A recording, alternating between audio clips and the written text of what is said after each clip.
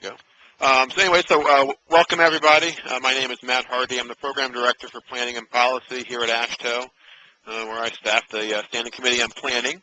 And today's webinar is on freight planning, and Standing Committee on Planning and the Subcommittee on Policy wanted to sort of get us all together to sort of talk about what we can be doing with regard to freight planning. I'm going to let Sandi do more of the introduction. I just want to say a couple of logistical things. First off, if you can press *6 to mute your line, we would really appreciate it. And if you would, please don't put us on hold. Some of your organizations have beautiful music on when you put us on hold, and we would rather not hear that. If for some reason there's a lot of background noise, I will hit *5, and it puts us into what we call lecture mode. And at that point, everybody's lines will be muted. The speakers, they would press *6 to unmute their individual lines. And when we get to the actual discussion portion, we have about 30 people on. I think that we're safe with sort of just having an open discussion. We don't have 200 people or anything. So I think just asking questions and stuff at the very end would be just fine. So at the very end, when we're done with the presentations, you'll hit *6 to unmute yourself if you want to make a comment, ask a question, and that sort of thing. We will be recording this, just so you know.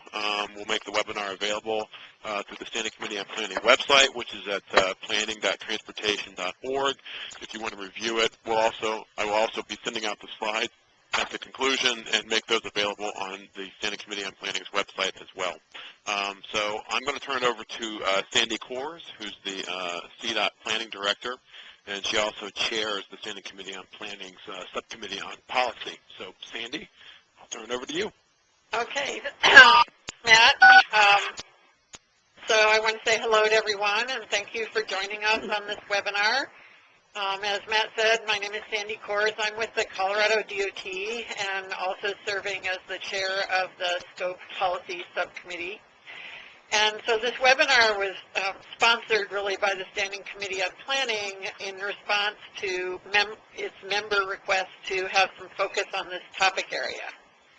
I'm waiting for that slide to come up. So the Standing Committee on Planning has a strategic plan, and one of the key elements in that plan is the advancement of the state of the practice in planning. And freight planning is an area that many states have worked on, but the general consensus among the scope members was that this area isn't as well developed as some of the other planning focus areas, and that it would be beneficial to interface with some of the other committees that work on this, and those are mostly in AASHTO or TRB, so that we could exchange information, share knowledge, and improve the planning side of this business. The members also wanted to provide a structure to foster that knowledge and sharing so that states that are further along in this area could share their experiences, and then those that are developing a program might have a forum to ask questions or identify problem areas that could even be good candidates for national research or guidebook development and so forth. So that's why we decided to organize this webinar. We're hoping to have some additional webinars in the future on the same topic, and one of the things we'll be asking you to help us with is to shape what those future webinars might look like. So based on those conversations that we've been having in the planning community and on the emphasis on freight that we all saw in the MAP 21 bill, the policy subcommittee decided to go forward with this first webinar and direct it primarily at the planning staffs at the DOTs, but I recognize that others may be on the line or have received the invitation. That's great. We've reached out to speakers from key organizations to share some information with us today about the current state of research in this area and also what FHWA and AASHTO are working on and doing to advanced knowledge and tools that could be used in freight planning. So we hope that you'll get a good amount of information about what's going on today or what's in place today in this first webinar. So we do want to have your participation at the end to ask questions and help us shape future topics. So with that, I want to introduce our key speakers for today. We have Leo Penne from AASHTO, who's the Director for Freight Transportation and Economic Development. He is the staff lead for the committees on rail, maritime, trucking, and intermodal transportation. And he also serves as a liaison with industries having a significant interest in freight movement. Leo has had several positions related to economic development, housing, commerce, and policy analysis in his career. We also have Rolf Schmidt speaking today from FHWA. He's the acting director of FHWA's Office of Freight Management and Operations. His career includes positions in the Bureau of Transportation Statistics, DOT's National Transportation Policy Team, FHWA Policy Office, and the National Transportation Policy Study. Has been associated with transportation and data and planning since age 8, he tells me, when he counted movements for his mother, who was a police. David Plazak is with TRB and a senior program officer with the 2nd Strategic Highway Research Program, fondly known as SHARP-2. And he manages SHARP-2 projects related to highway capacity. His previous work was with the Center for Transportation Research and Education at Iowa State University, where he specialized in access management and taught transportation planning and policy. Prior to that, he operated his own consulting practice and worked for the Iowa Department of Economic Development and Transportation. So with that, I'm going to turn it over to our first speaker, and again, there'll be time for questions at the end. This is Matt. Just real quick, for those that just joined us, if you could hit *6 to mute your phone, that would be great. Thank you.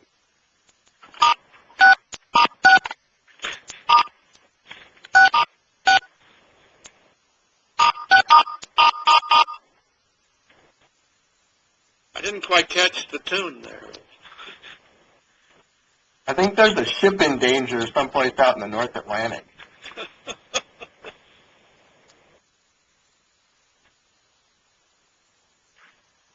So, Leo, I think you're up.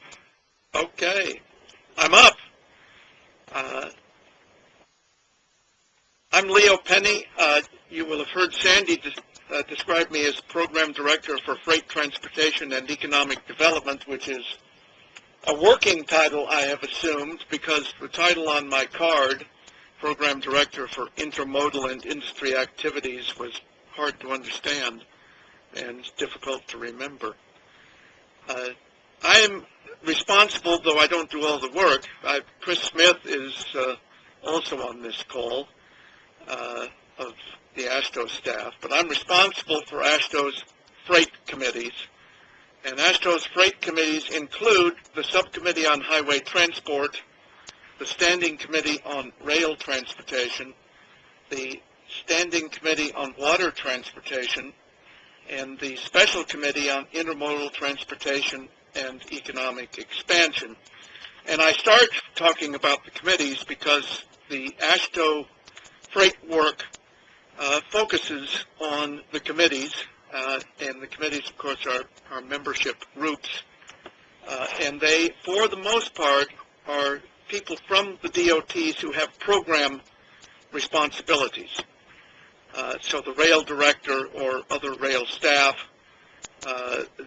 for highway transport, which is a subcommittee of the Standing Committee on Highways, those who are commercial vehicle directors or size and weight managers or possibly oversized, overweight permitters.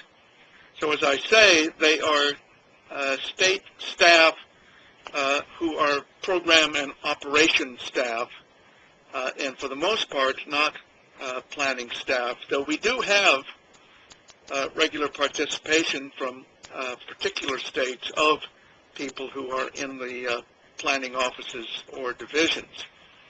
I mentioned that the Subcommittee on Highway Transport is a subcommittee of the Standing Committee on Highways, and there's a good deal of interaction between that subcommittee and other of the several hundred subcommittees of the Standing Committee on Highways. And the Special Committee on Intermodal Transportation and Economic Expansion was created about 10 years ago, and the intent was to create a forum where you could address general issues related to freight transportation and get above or overcome the modal silos or divisions. And the previous vice chair of the Special Committee on Intermodal Transport was the chair of the Planning Committee, Deb Miller. And we encouraged that because we thought that the link was important, and Secretary Miller's participation, in fact, was quite valuable to that committee. The committees do an annual meeting and Washington meetings, and on the slide you will see kind of general categories of agenda items at those committees and oriented towards who else participates. So depending on the committee, we have a number of federal agencies. We have very substantial industry participation. We have research participation, whether it be TRB, university, or industry. And the meetings, in fact, tend to be heavy and substantive and dealing with issues that are important in the particular modal or policy area. And the committees, of course, have the policy development responsibility. Over time, the committee meetings have really become national meetings. With the Rail Committee in particular, we have had attendance of 170 or so over the last few years, and 40 of that being state people, the remainder being industry, railroads, big and small, engineering companies, consultants, MPOs, and others. So it's something of a misnomer for these committees to think of them as simply committee meetings, but they have become broader and more inclusive. And the involvement of the industry, in our view, is very important, because when you do freight transportation, most of the freight transportation activity is done by other than state DOT people, and so having those other people involved is very important and very useful. And on the screen at the moment, you're just seeing the covers of programs from recent meetings to confirm that we actually do have these meetings. 10 years ago, at the same time that the special committee was created, we created something called the AASHTO Freight Transportation Network. At that point, the AASHTO Executive Director, John Horsley, said, we'd really like to have a freight transportation program and not just the individual modal committees. So one step to doing that was to create a set of interrelated websites, or a general website with pages for each of the modal committees, which is called the Freight Transportation Network. And if you go there, you will find the cover page. This, by the way, is something Chris Schmidt is responsible for. You'll find the cover page, and then you can go to the committee sites. You'll find agendas, meeting proceedings, federal legislation, links to others, and a good deal of DOT information. And on the slide, if Matt, move forward one, we itemize some of the things, information items that you will find there, including freight plans, so that any and every freight plan that we're aware of there's a link on the page. Rail plans, the same, an inventory or catalog of rail programs, a catalog of short-line financing programs, and especially in the rail area, we have begun carrying on the website the questions and answers if a member of the rail committee, recently, for example, a member of the rail committee wanted to know about state-owned railroads. And so we put the question out with some detail, got the answers back, they're posted. And that kind of exchange, I think the members find to be particularly useful. And then you just see a front page here of the Rail Transportation Committee, and you can go to those committee sites and see for yourself. We have recently established something called the AASHTO Rail Resource Center, and the intent there is to provide professional institutional development for state rail staffs and programs, both freight and passenger, that is comparable, not the same scale, but comparable to that AASHTO provides for highway programs. So webinars, information sharing, workshops, peer-to-peer activity, and publications. And we have been responsible for a number of publications. The next slide will show simply covers of a few of them. The landmark AASHTO Freight Rail Bottom Line Report, the Unlocking Freight Report, there's a passenger rail report, but passenger and freight rail are impossible to separate, and other reports. We also do a good deal of collaborating, and there really should be a general slide here on collaboration.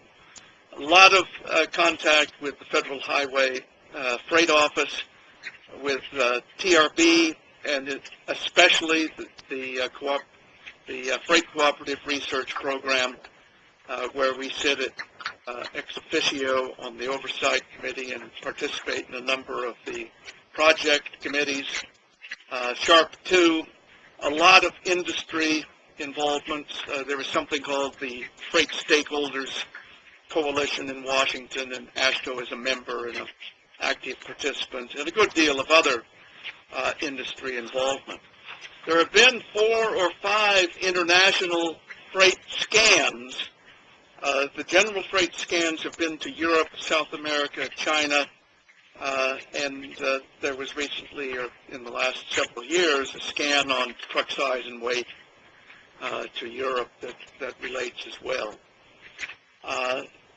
We have, as I said, a package or a collection of products and activities, which I have mentioned above, but we have more going than we can possibly manage at the moment. So freight is alive and well at AASHTO. Later we're going to, at the end of all of the presentations, pick up on some of challenges facing the Freight Transportation Planning Combine. And at least from the freight side, getting freight better integrated into the DOTs, figuring out how to do multi-state corridors, really integrating the private sector in useful ways with just planning and decision-making investment, doing some thinking across modes and some investment across modes, figuring out how we can actually get the data at all levels to fit together. And then we're looking at the possibility of implementing, if we get something like the Senate bill authorized, implementing a big freight program. So with that, I will pass the baton to Mr. Schmidt. Thank you, Leo. I'm very pleased to be talking with SCOPE. It's been a while since I've been to a SCOPE meeting. In my former life in the Bureau of Transportation Statistics, we depended on SCOPE very heavily to give us a sense of the kinds of data that are useful, that would be useful to provide from the national perspective. And now that our focus is on freight, clearly we've been dealing with it for a long time at the national level, but it's becoming increasingly an issue at the state and local level as well, as freight has become a bigger chunk of the traffic stream, and we continue to be concerned with, excuse me, the state of the economy. Freight is usually, certainly in the federal view, freight is part of our economic competitiveness goal, or health of the economy, or however it's phrased over the years.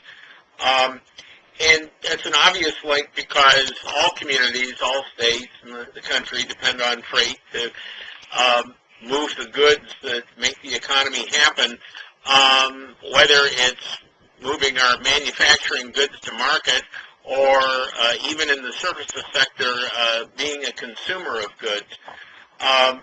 And in spite of the obvious downturn we've had in the last couple of years, I mean, 2007 was a peak year. The volume of freight dropped off for a couple of years, but it started to bounce back. It's almost back to 2007 levels now, and we see it continuing to grow at at least 1.5% per year into the foreseeable future, partly because there are more people demanding goods, and partly because the way in which we move goods, we tend to generate more transportation activity per amount of stuff we're moving when we have things like just-in-time manufacturing processes and the like, and when we're dealing with higher valued goods. In the next slide, we have a couple of our, some of you know, love our favorite maps that show where the freight tonnage moves in the country, by all modes, and the lower map by highways in particular. And obviously with the growth in freight, it's a wonderful double-edged sword when it comes to congestion. We are contributing more and more to the nation's congestion problem, and freight is increasingly disrupted by the congestion, particularly on the highway system, which is increasingly important since so many logistical systems are now depending on just-in-time and very closely timed delivery. It's not so much travel time, but reliability that really matters for a lot of suppliers. But also, obviously, as freight continues to grow, it generates more environmental issues, more safety concerns, and it becomes a core in the conflict between the need for interregional travel, interregional commerce, and the desires of local communities who don't always, they love to see what trucks bring to their community, they just don't like to see the trucks going through their community, which becomes one of the fundamental challenges, I think, for state and local planning. Now, freight is very different from passenger travel, so where a lot of traditional planning methods, models, and so forth have come from. Obviously, we deal with a somewhat different set of modes. You don't move many passengers by pipeline. We deal with much more volatile economic conditions that affect demand, especially as we've seen in the last few years. And a lot of freight activity can move quite readily. In fact, I suspect from a state and local perspective, big concern is trying to hang on to the freight you've got, because that freight is a reflection of the employment and economic base. And that employment and economic base involves a lot of very different industries. When you look at passenger travel, the reason why things like the gravity model works so well to describe passenger travel is that people tend to behave in very similar patterns. But trying to average out the logistical requirements of a farm, a steel mill, and a clothing boutique, and you see there's incredible differences, and they don't average out very well. And one of our big challenges, I think, in freight planning is to figure out how we collect all these different and sometimes competing needs and figure out how to serve them in our own jurisdictions. We have, in federal highways, we spent a lot of effort just trying to measure how much freight is out there and try to identify bottlenecks and see where problems are.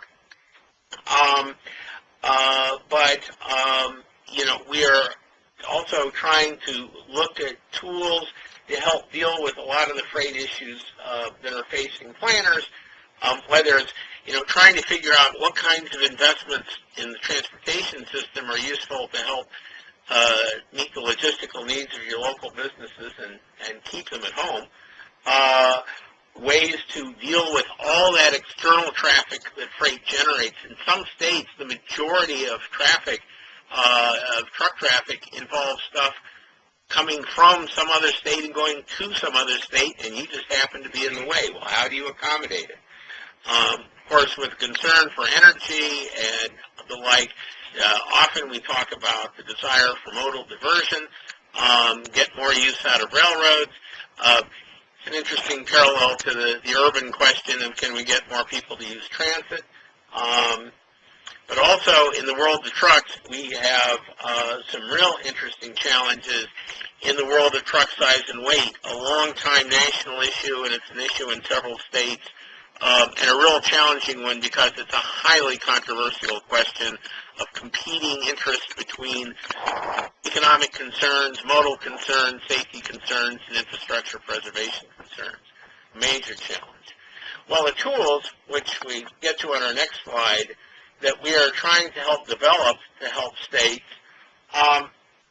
first off, a lot of, like I said, we spent a lot of effort dealing with trying to come up with basic information, whether it's our freight analysis framework, which generates some of the maps like the ones we showed previously.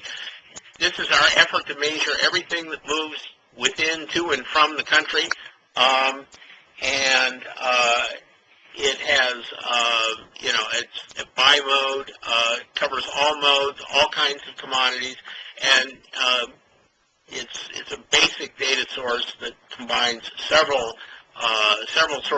individual data sources, such as the Commodity Flow Survey.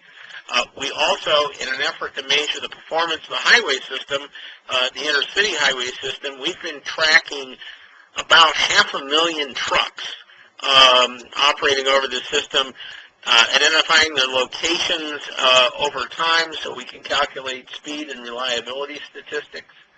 And so we have a lot of information that can be hopefully helpful in local planning and state planning. We also are increasingly involved in big-time investments. The Tiger program, and of course, freight has been an eligible expense, and a lot of the regular federal aid programs, CMAQ and so forth. We have a small truck parking program, and these programs could expand if the Senate version of the authorization comes to pass. We'll talk about a little bit more about that later. We've also been involved, particularly with the ITS Joint Program Office, in some demonstrations of technology to help move freight more efficiently. Smart roadside, for example, we're working with motor carriers to try to deal with weight enforcement and permitting and the like on the fly, so a truck doesn't have to stop at a truck stop, but can be measured en route, and if it's okay to go, we don't make it stop. We let it travel. We've had some interesting demonstrations of new technologies with our Crosstown Improvement Project of trying to reduce the amount of truck EMT by combining loads and also improving efficiency of truck operations by linking truck dispatching with local traffic management centers. We're starting an off-hours delivery pilot program to look at how we can move truck activity out of peak times into off-peak times.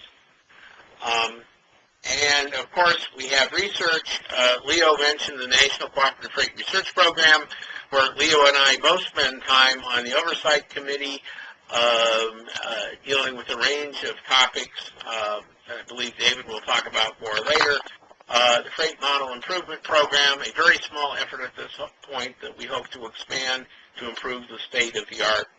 But probably the greatest interest to SCOPE members are some of the ways and platforms we've tried to develop for sharing experience, whether they're peer-to-peer exchanges to help bring people who've got experience and solutions to problems together with others who are looking for solutions. Of course, we have courses through the National Highway Institute. We have our Talking Freight webinar series, which I'm sure many of you have participated in. One thing of particular interest, we put together, we have, like Leo, we have been compiling freight plans, trying to find some of the common elements. We've actually put together a publication on our website that is a statewide freight plan template. Just examples of what other states have put into their plans. And of course, all of this we make available on our website. It's easy to get to it because it's freight.dot.gov. As we'll remind you in the last slide. With Scope, of course, we're very excited to be talking with Scope members because it's part of our general approach to our partners, which is we look to you to help us identify the freight problems and a way to solve those problems, to try out the tools that we have developed, tell us how to make those tools better, whether the data or models or some of the planning guides or whatever. Most importantly, even with our national data, there are huge data sets, but there's still a national picture that lacks local detail. And when an issue comes up that requires the local detail, we have to figure out how to work with those who are closer to the locality to understand what's going on. And ultimately, to experiment with ways and learn from those experiments with ways to improve the freight transportation system to keep the goods moving and find out what works, what doesn't work, and share the results. So, and I think the last, a few words about Map 21 because Leo brought that up. Yes, there are some major things that could come out of that bill. This is just a list of some of the major sections, the National Freight Program, the development of a formal national freight policy with performance measures.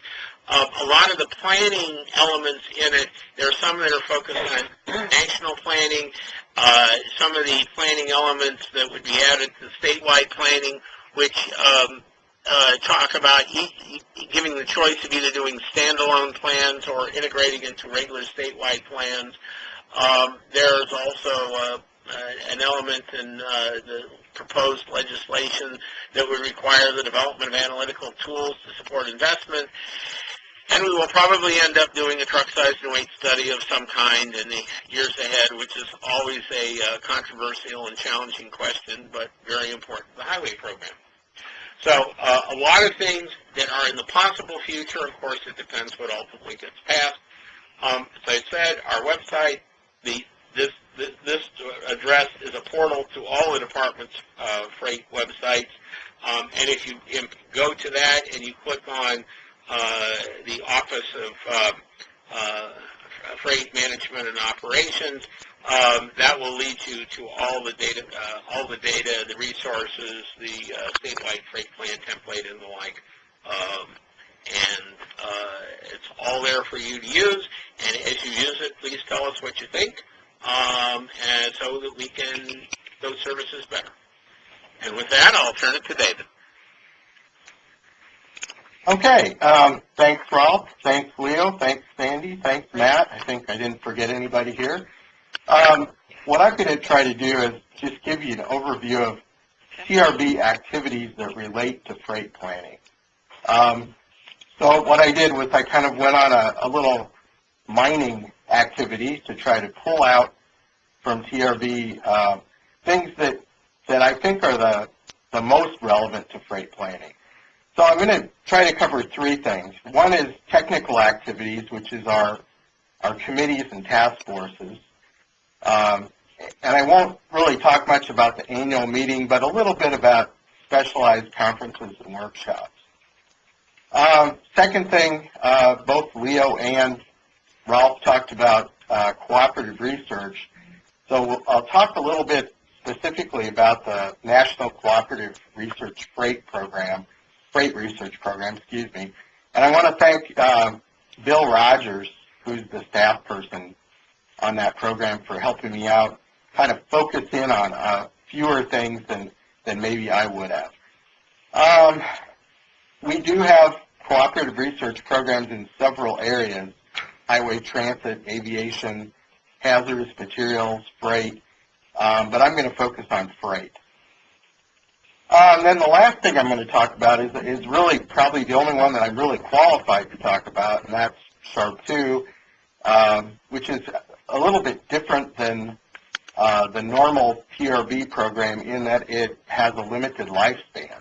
It's supposed to be a strategic program that makes up products, really, rather than reports, and then dies in 2016. So we've got 4 areas: renewal, safety, reliability, which was mentioned briefly by Rolf, and then capacity planning. And I'm going to talk about capacity because that's where the bulk of the freight activity is. SHARP-2, like CRP, is a cooperative program between TRB, AASHTO, and Federal Highway. Okay, first the committees. TRB really revolves around committees, and I imagine just from looking at the attendance list that a few of you are involved in as either committee members or friends. But let me just highlight a few committees that are the most relevant to freight planning. There's a committee, a very active one, on freight transportation data. There's a committee on freight transportation planning and logistics. So those to me are probably the 2 most relevant to this group. But there's also an urban freight transportation committee and an intermodal freight transportation committee. One thing you'll notice about TRB is we just love alphanumeric codes. We have codes for everything. So if you can figure out the codes, you can figure out TRB.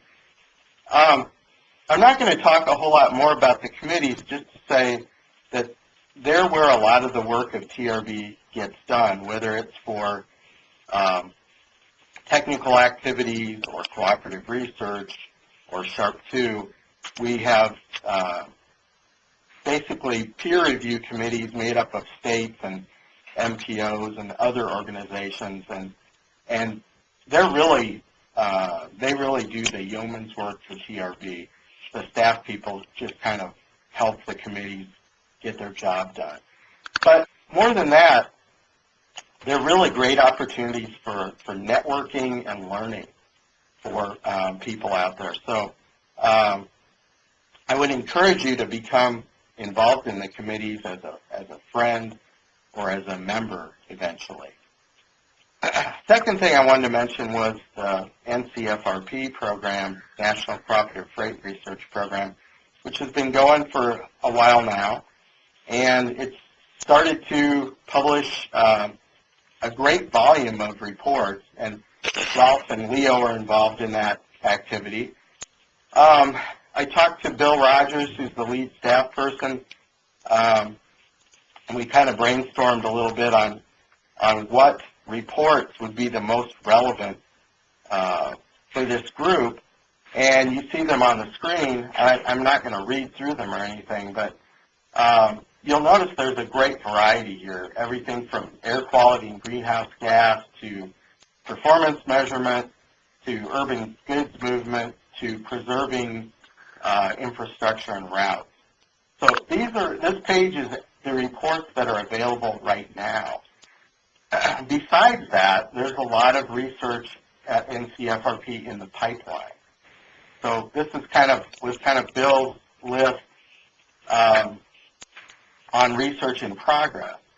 So everything from commodity flow to trip generation and land use to sharing data to performance in metropolitan areas to truck counting. So quite a variety of stuff in the pipeline. Finally, I wanted to talk a little bit about SHARP-2. SHARP-2 didn't have many freight projects. We actually, like everybody else out there, took a cut in our program over time through congressional action. We took the kind of the same cut that the DOTs did along the way. But we ended up focusing on two kind of interesting freight-related projects. One is completed, and we're waiting for the publication to come out. We took the word strategic, really seriously when we did SHARP 2, and we thought about what's really missing in the freight planning area. And we thought what was missing was a strategic plan on how to move freight demand modeling and data forward, how to greatly improve it.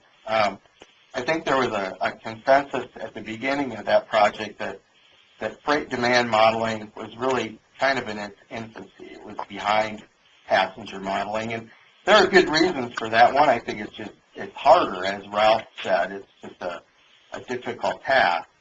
But this report really asks what needs to be done to dramatically improve freight demand modeling, freight data, and then visualization ended up kind of coming along for the ride as an idea for how to communicate to decision makers.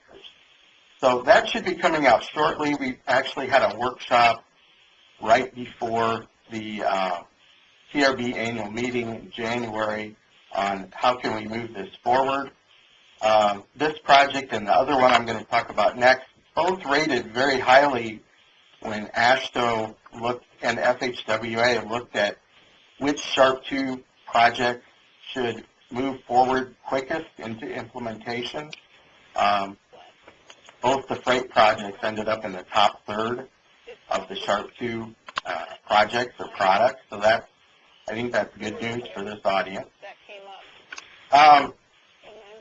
Second project I want to talk about is kind of nearing completion.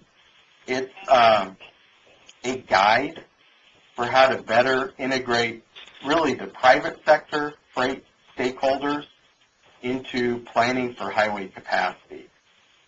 You may or may not be aware that our biggest capacity product is an online system for better planning called TCAP.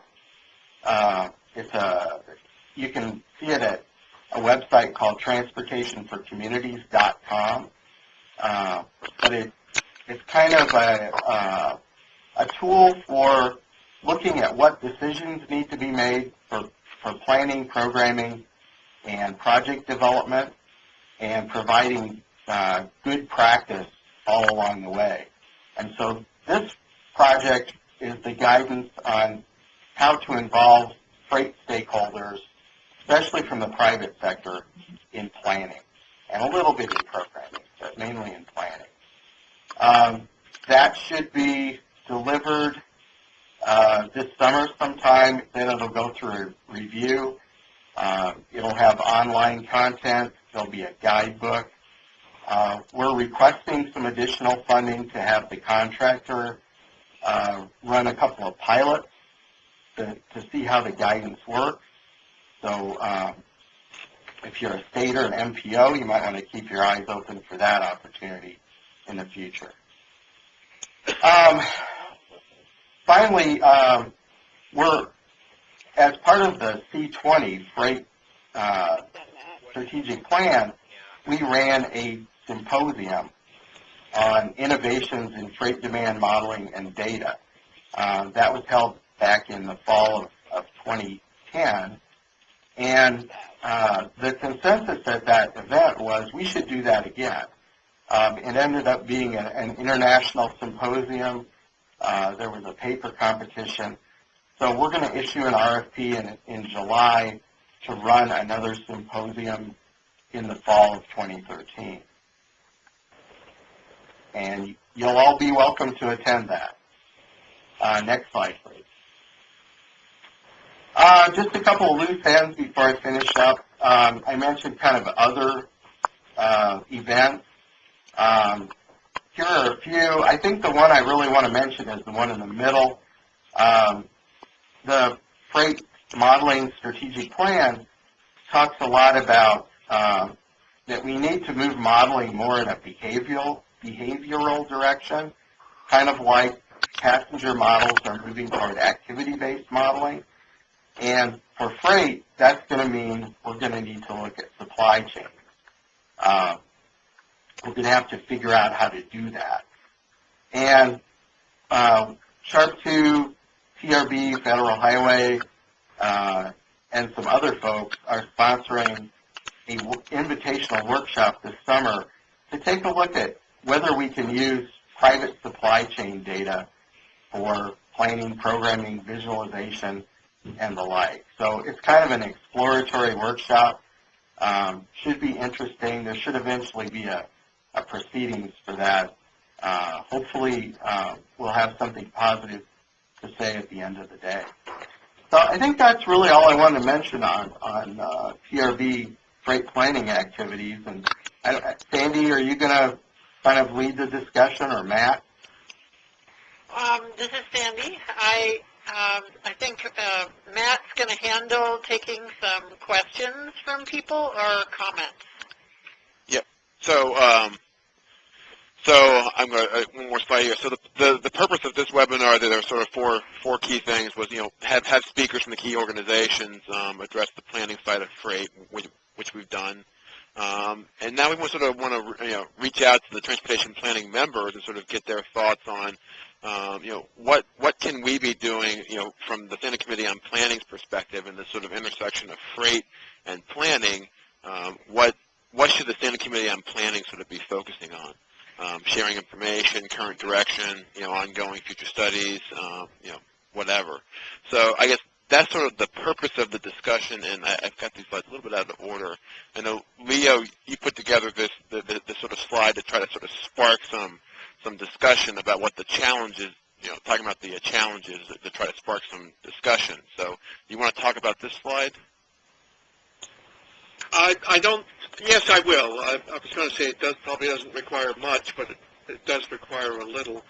And these are challenges that I think have arisen out of the activities of the freight modal committees and the intermodal committee that go beyond the scope and authority of the people who have the freight transportation jobs, and are very important. And I will just say, add a couple sentences to each of these bullet items to make clear what I am talking about.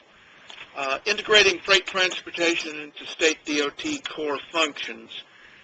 This is I think a general observation about where freight fits into state DOTs, and I think historically it has fit in some remote location. And freight goes on, and it may go on in a rail office or a ports and waterways office, but it is not considered to be central to the mission of the agency. And when you look at planning, finance, project development, other functions that are core functions, freight tends not to be reflected significantly in those functions. And given the importance of freight movement and the significance of state DOT activities for that, one of the challenges is to figure out how not only to have robust independent freight programs, but how to integrate freight transportation into the basic activities and functions of the department. Multi-state corridor programs. Freight does not acknowledge state boundaries, but transportation programs are operated within state boundaries. And the problem that corridor organizations have had, and the one that has been most advanced is I-95, is that you can get analysis, you can get planning in kind of the study meaning of planning. You can identify projects of regional significance. You can get agreement on a program of investment, but you can't actually do it because the institutions are not sufficient to do real corridor planning or to do investment where you have projects that are always in one place, but benefits that are distributed widely. So how do we do multi-state corridor programs? Linking successfully with the private sector. David mentioned the SHARP 2 project, which I think is very, very important. A number of states have private sector freight advisory committees. And, of course, all states have processes that allow for involvement of shippers and carriers in commenting on plans and projects. But what the SHARP 2 project does is identify the critical points in the planning and project processes, and then describes why having private sector involvement in some appropriate, feasible fashion can be valuable, and describes mechanisms for doing that, which goes beyond, gathering up your important business people and telling them that, what's in the plan. Doing cross-modal planning and investment analysis. In multimodal corridors, and the same could be said for passenger, but for freight in this conversation, there are situations in which you would like to know, well, if we need to move goods, let's say on I-80 through Virginia, should we put $1 of investment into the highway and either add lanes or do things like turnouts and climbing lanes, or should we invest in the parallel rail route? Or should we do both, and if so, at what level and with what expectation of success? So being able to, it's hard enough to do modal investment analysis, but in some instances being able to get across the modes, waterways and rail, for example, is important. Bridging local, state, regional, national, et cetera, et cetera. But there this is not clear, but I was referring specifically to data.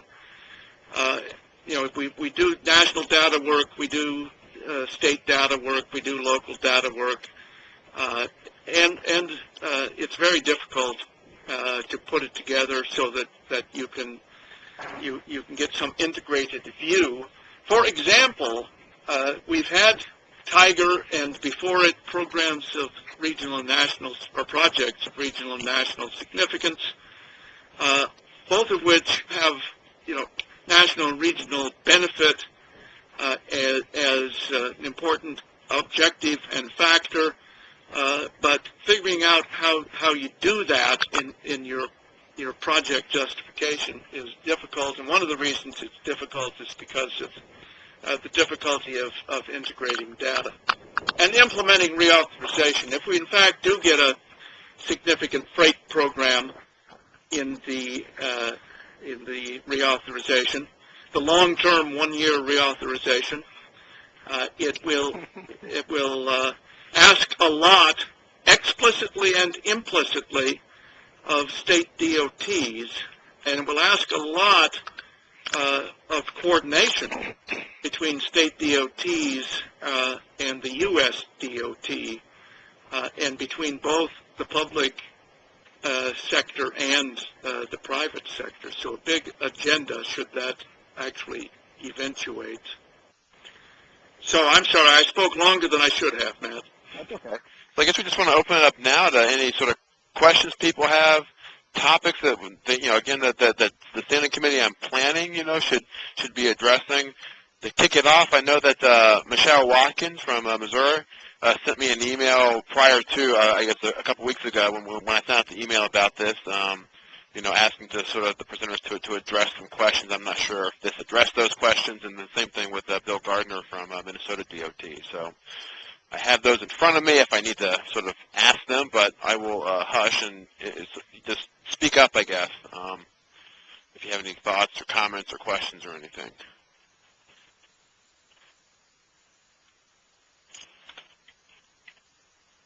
Not everybody at once.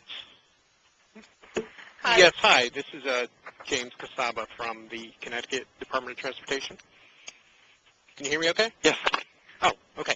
I'm aware that there is a large need for truck drivers in this nation. Is there anything that's being done to attract more truck drivers to allow for our freight transportation system to continue the way that it is? Well, there's a good deal of, and you're right that there is a very significant shortage, and of course that's not directly our responsibility, but it impinges. And the American Trucking Association has programs underway to, for example, encourage returning veterans who have been drivers in their military service to become truck drivers. But on the other side of it, one of the consequences is the increasing intermodal movements, where that's one of the factors that causes trucking companies to be looking to use rail for long hauls. So 500-mile and more is much more likely now to be moved either container or trailer on rail than it was a few years ago. And if you want more on that subject, let me know at AASHTO, and I can either give you more information or connect you with Yeah, those. that would be great. That would be great. I know that the truck drivers in this nation are nearing their retirement age, and there's not a lot of young drivers that want to drive a truck. No, it's a lifestyle that is not attractive now to, say, for example, my sons. And you're right, as is the case across the board in the transportation industry. The railroads are very much concerned about an aging workforce. They have a high percentage of their workforce that is approaching normal retirement age, and so they are hiring. Yeah. And one of the indicators of the trucking problem is the turnover. Where trucking companies may have 120% turnover in their drivers in a single year, which then has consequences for trucking enforcement and regulation and so on and so forth. So it has implications as well, both in terms of modal use and in terms of who's on the highway, et cetera, et cetera. Okay. I have one other question, if you don't mind, real quick. Are there any studies available regarding strategies to make freight transportation more sustainable and resilient? Are you aware of anything that's out there? There's not as much as there is on passenger, and some of the work of the Freight Cooperative Research Program addresses this. And again, there may be others on the call who can give you, chapter and verse on this, but if you would like, send me a note and I will send you back some specifics. Okay, great. Thank you. Anybody else? Yeah, actually, I had a question on this is Mark from the state of Ohio, if you have any more insight on projects of national and regional significance, what type of projects perhaps would they be looking for, or what would fit into some type of a framework? Rolf, you're going to do that? Well, I guess if the projects of national and regional significance come out of reauthorization, we would look to implement the guidelines that we developed for the original program. The original projects, if you remember from Safety Law, Section 1301, kind of laid out in general, the program asked us to do a rulemaking to develop criteria and procedures, and then promptly earmarked 100% of the money. So we have in place a framework to go ahead, but we do not have, that, like I say, that program was completely earmarked in its safety years. So we would be kind of looking to restart that if it is if it comes out of reauthorization. There have been numerous freight projects proposed for the Tiger grants, and several have been implemented through the Tiger program in recent years. And though the Tiger program is not specific to freight, and for that matter, projects of national regional significance was not specific to freight, but freight tended to be a large part of, I think, what the authors of that provision had in mind. Other than the current guidance on Tiger grant proposals, if there's yet another round of that, we're looking at these kinds of projects as something in the future. There was a question from Laura Hutzel. Will the FAF be working on state through movements as well as sub-state origins and terminations? We don't show through movements in the origin destination matrix, but other than international trade coming through gateways, exports and imports through gateways, we can show in the origin destination matrix. But in when we assign those flows to the network, at least the truck flows to the network, we do have ways of calculating how much of the traffic in each corridor or each state is through traffic rather than local or originating or terminating traffic. It requires some special analysis, but it can be done. There's another question from Joel Skelly from Kansas saying, where can someone find out more information about the truck parking program as well as what is happening with the, way inspection technology improvement plan, the Smart Roadside Initiative? And he says that we are seeing challenges with these two issues in Kansas, as I'm sure other states are experiencing. The truck parking program, we're just going through the most recent round of grant awards, is somewhere in the process right now. I believe there is some information on that, and particularly on the Smart Roadside program. If you go to our website, in the technology section, I believe there's a link to it. I'll route to our website and send the link to Matt so you can share it with the group. Okay. So those are all the questions that people have been sort of typing in. Again, I want to sort of bring up the concept of what anybody have thoughts or things that the Standing Committee on Planning through the various mechanisms that we can be doing. So we have a quick turnaround research program, the 836, NCHRP 836 program. We do capacity building. We do these webinars and stuff like that. So if you have any thoughts or ideas that, please let me know here, on this conference call, or, send an email to Sandy, send me an email or whatever. So still got time. We got all the time in the world, really. This is Bill Gardner from Minnesota DOT. A question, maybe a comment. Leo alluded to the fact that the level of freight planning activity and practice and commitment really varies tremendously from DOT to DOT and takes a lot of different forms and shapes.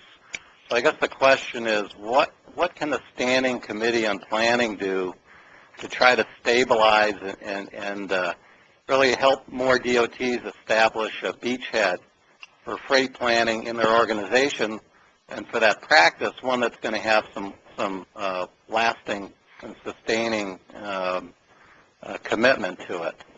And that could be professional capacity development, but I think it's as much about organizational commitment as anything else, and as Leo said, trying to integrate it into the rest of the organization. Yeah, Matt, this is Sandi. I guess along that line, I'm interested, and maybe Rolf can speak to this somewhat, on, how do we integrate freight planning more successfully into statewide transportation planning? And, sort of gets to what Bill is saying. Maybe it's organizational, but we have this statewide planning structure with regulations, and yes, everybody does it differently. And, maybe this template will help kind of set some framework and standards. But I'm interested in, are there some things happening out there that are particularly good examples, or what is FHWA? What would be a good integration of freight planning into statewide planning?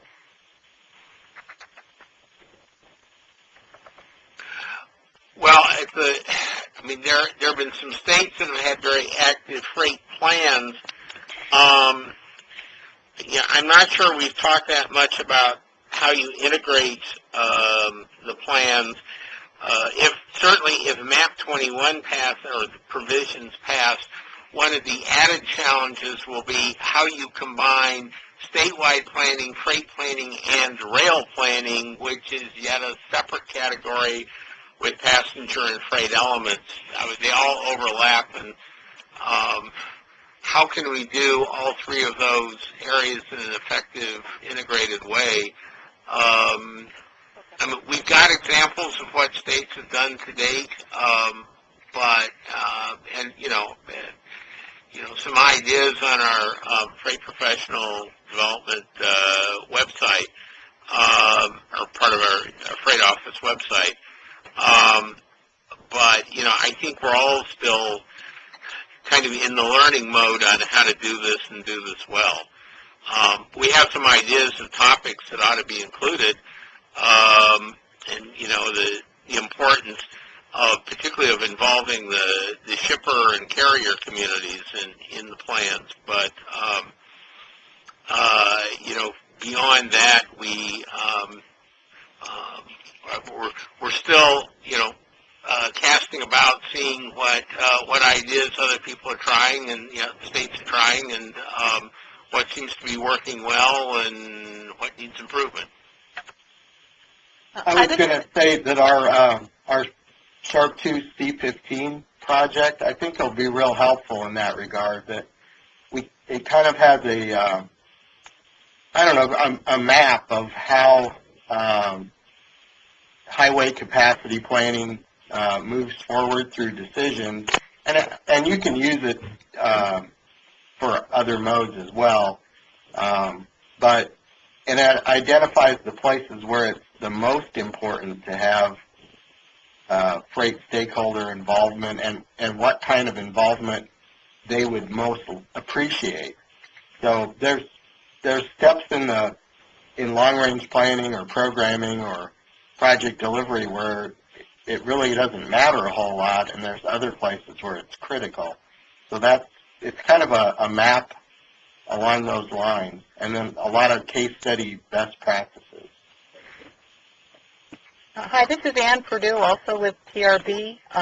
There is a really good report that's been out for some time from the NCHRP. It's Report 594, called Guidebook for Integrating Freight into Transportation Planning and Project Selection Processes. It does study a number of states and their approaches. It's a fairly, I think, basic but very informative piece of work. I could highly recommend that. And some of our more recent cooperative freight research program reports include some additional guidance, including Report 16, Preserving and Protecting Freight Infrastructure and Routes. And then there's another one on a guidebook for siting freight facilities. Hey, Ann, this is Matt Hardy. Was there any type of workshop that was developed as part of the Report 594, the Guidebook for Integrating Freight, into the planning process? Not that I am aware of. There was a workshop for preserving and protecting freight infrastructure and routes. That's the one that was most recently published. Okay.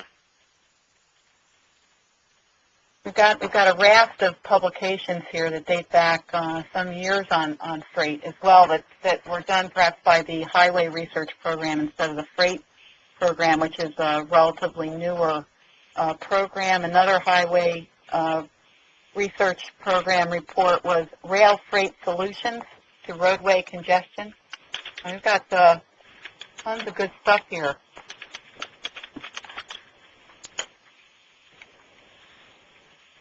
And I might also note that relative to an earlier question regarding freight and sustainability, we have a report on representing freight and air quality in greenhouse gas models.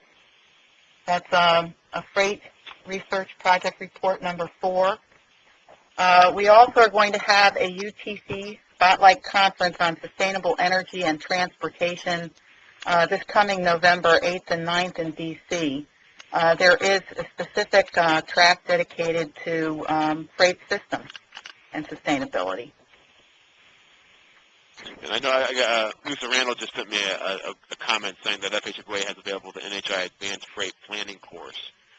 So I guess for the state DOTs that are on the call, how many of you have, I guess, many of you are, I guess, from the planning office or got the email sent through your planning person. How aware are you of these products? How have you used them? Taken the classes, that kind of thing. Might be hard to ask on the phone, but.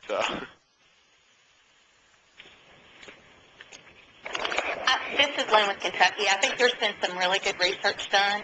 There's just been so much done. We're trying to drink out of a fire hose.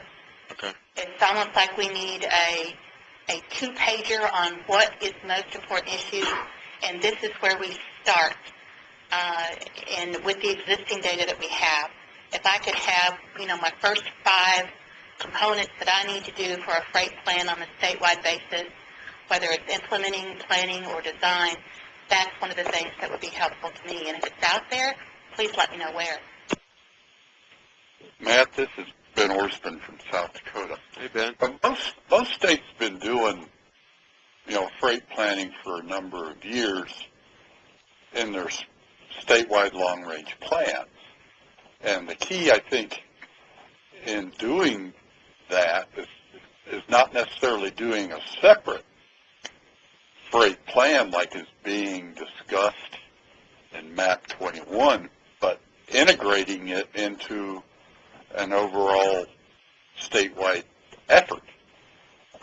In order to do that, you really have to understand, the economy of your state and what is driving the freight that basically has origins and destinations within your state, and also then what I call through freight, and where is it coming from and where is it going. And if you understand those key elements, to me it's more important to get it integrated into your statewide long-range plan than it is to do a separate standalone freight element, because sometimes when you do that, it becomes harder to implement it because it's not integrated into all the other trade-off decisions that occur across all the other modes and all the other functions in addition to freight.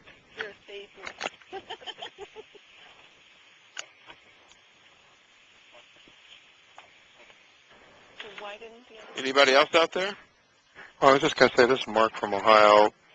I think absolutely we have to understand freight and how it impacts our state, but you hit on it earlier when you said freight, you have to make the connection that freight equals business and it equals logistics. And if companies can't get their products to domestic or international marketplace, then you got a big-time problem. And so, making the case for freight and studying it is good, but, our senior leaders look at it and they're like, okay, so what does this tell me? And then making that connection that how that freight, how freight connects to business and industry, and how the more freight-friendly your state is, the more business-friendly your state is, which leads back to what we're all striving for, and that's, better jobs and more jobs and, an increase in economy and turning the tide on things. So more of a statement than a question, I guess. Mark, Leo Penne, I understand what you're saying, and I would just recently it began to dawn on me that if you look at the freight traffic in traditional traffic terms, then, for example, the average across the country is, if you're looking at freight that is in international trade, either export or import, is something like 10 or 11%. But it could well be that 10 or 11% is worth disproportionately more to the economy of the U.S. and to your state. And currently, it's very hard to calculate the value of the freight movement in making decisions about investment. If you look at, I think ordinarily, the truck is a vehicle. It's 5 cars, and it is, it's buried in the data on speed and reliability. But it's very hard to actually break out of that some understanding of how important it is and how important it is that it moves reliably, and what that translates into in terms that are not ordinary transportation terms, but are more, economic competitiveness or economic development terms. Yeah, I agree. That's you hit it right on the head, Leo. It's very difficult to sort that out. It's we're really we're such an import nation, and we're really good at getting things into this country and distributing it quickly. But then trying to reverse that trend, it's almost like reverse engineering the system to then reverse engineer it to get things out, and that data is just really hard to come by and sort. Matt, this is Sandi again. I wonder if, that's an area that to talk about a little bit more and see what kind of research work might be useful.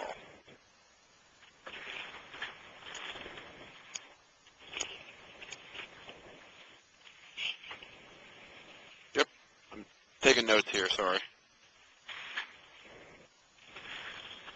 I guess the other thing I'm wondering is, could we arrange a webinar or a workshop on 594 and have some people really go through that a little bit and talk about what's in it and some of the key findings and highlights? Because I know if everybody's like me, we don't have time to read an entire report, but we'd appreciate a discussion about it.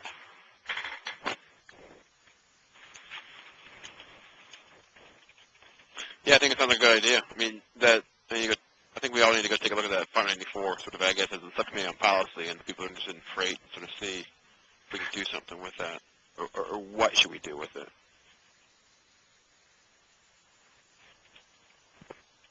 This is Ann again. It's a pretty easy read because it's interesting.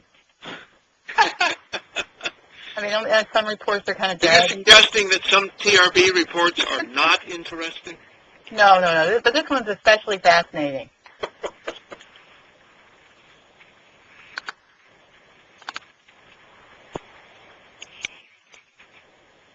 Any other, we're sort of toward the tail end of this, any other thoughts or comments? Hearing none, I guess I'll just say a couple things and then hand over to Sandi. If you do have any other thoughts or comments or questions or whatever, you can feel free to send them to me, and I'll try to get them out to the appropriate people. I know that for the scope members that are going to be attending our scope meeting May 22nd, 23rd in Denver, this whole idea of freight and planning is going to be one of our topical discussions to sort of bring up and again sort of see what should we be doing or what can we do. So we we use this as a sort of a basis to try to spur some of that discussion coming up in May. So we'll try to take some of these ideas to the table and try to figure out what we can do. So look for that. I think that's about it for me. Sandy, any closing remarks? I just wanted to say thank you to David and Leo and Rolf for sharing their knowledge and information with us in this format, and thanks, Matt, for getting it all arranged. And I think, we'll have enough material, especially after the scope meeting in May, to I think, set up a follow-up webinar. So I think this area needs more development, and it's one that the committee and the whole standing committee is interested in. So I'm sure we'll see more. Yeah. Okay. Well, with that, I guess we'll sort of end this, and everybody's got my email.